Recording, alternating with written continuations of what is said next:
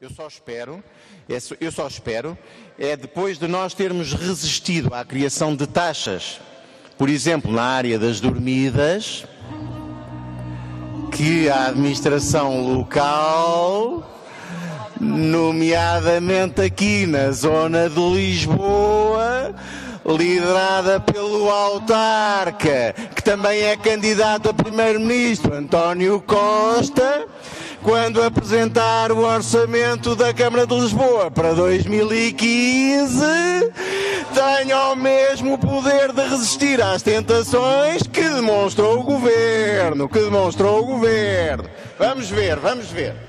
Vamos ver.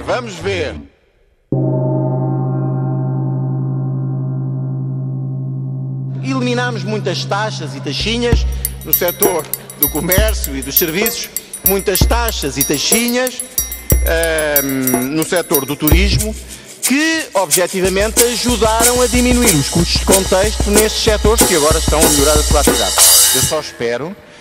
Eu só espero, depois de nós termos resistido à criação de taxas, por exemplo, na área das dormidas, que a administração local, nomeadamente aqui na zona de Lisboa, liderada pelo autarca, que também é candidato a primeiro-ministro, António Costa, quando apresentar o orçamento da Câmara de Lisboa para 2015, tenha o mesmo poder de resistir às tentações que demonstrou o governo, Vamos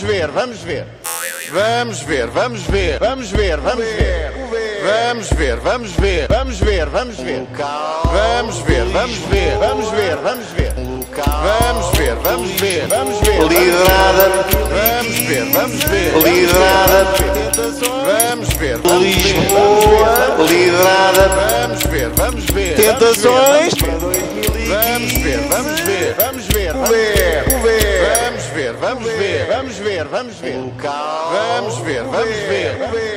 Para 2015. Vamos ver. Tentações. Tentações. Vamos ver.